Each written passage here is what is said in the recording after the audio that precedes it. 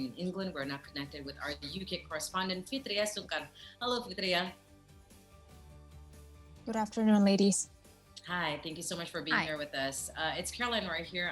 We just wanted to wonder also, about what had been stated by the Prime Minister about the easing of restrictions coming to effect. So, what restriction no longer apply, starting of the present day of today?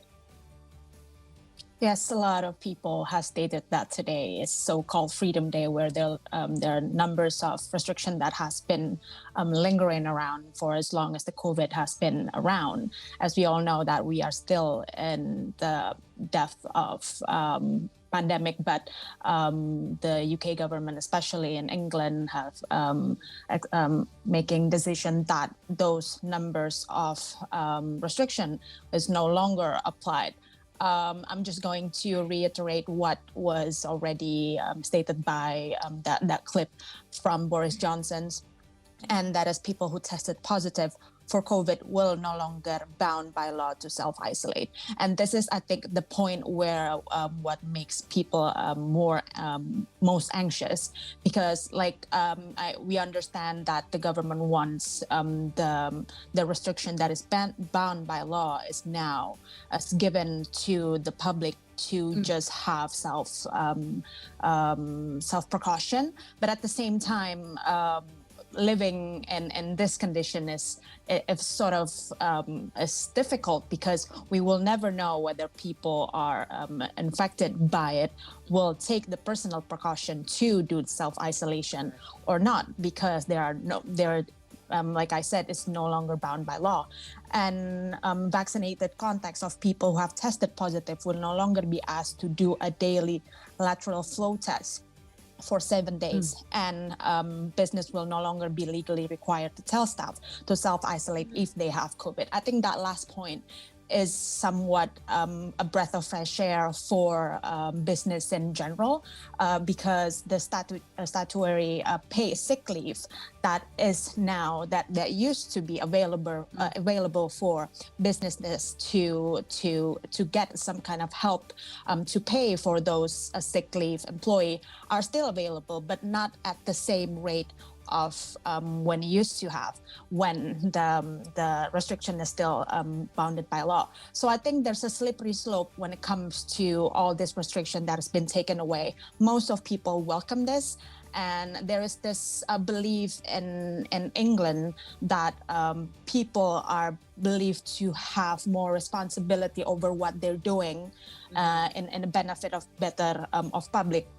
But at the same time, when we're talking about self-determination, it's quite a difficult one, in fact, that even though the numbers of infection has been slowing down rapidly, but the infection is still there.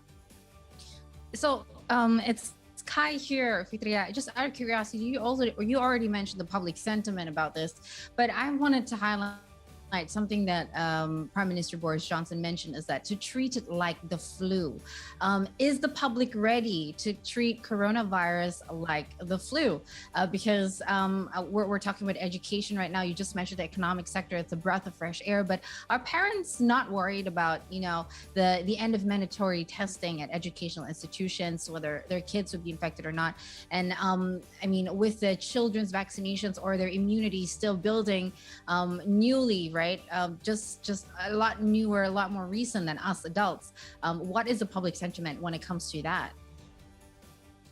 It is quite, in a way, frightening when we heard Boris Johnson said we might have to treat COVID-19. That is also a flu to a common flu cold. The difference is, yes, most of people, especially in Europe during winter time, get admitted to hospital in large number because of common flu. But most of the time they don't have to end up in ICU. And a lot of students or a lot of parents that I know of that have sent their kids to school has been at the mercy of free testing kit like this. What I'm holding now, it has been very widely available for free for people in England and other countries in the UK. But now, because of the scrapping of the restriction, this self test kit is no longer going to be free. And I think that's what makes people afraid, because they have no means to know whether what they're having are just common flu or the COVID. Yes, the people that have the access to extra money to buy a free self-test kit like this would be able to buy it from your local chemist. But a lot of people, especially from the opposition party, has criticized this move as very damaging for people in the lower end of the economy, especially those have that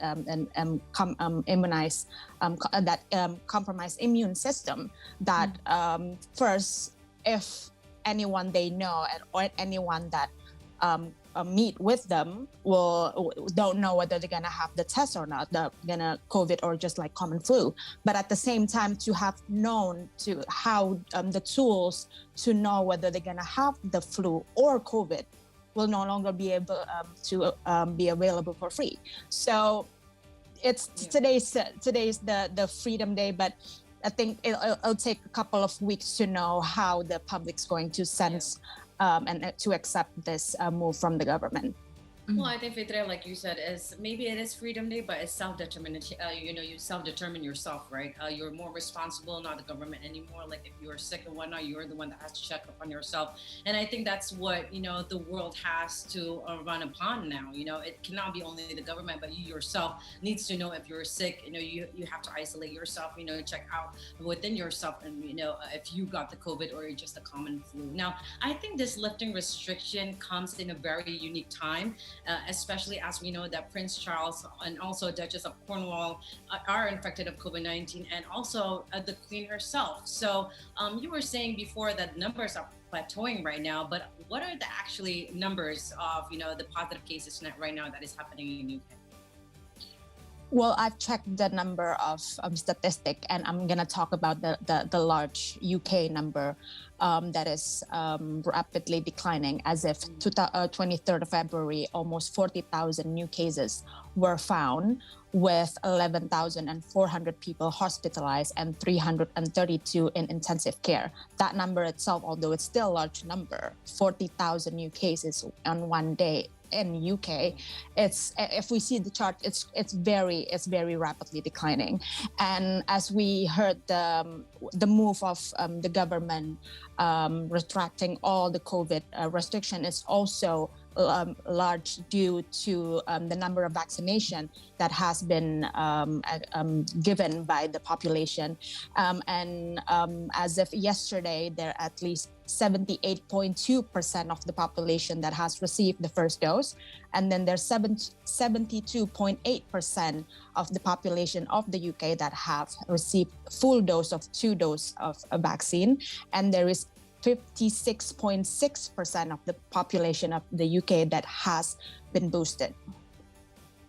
Well, Fitria, thank you so much for the update. Please stay healthy and safe, and we'll continue to talk to you soon once there are anything updated regarding to COVID and everything else in the UK. Thank you so much for your time, Fitria Sungkar, all the way from the UK.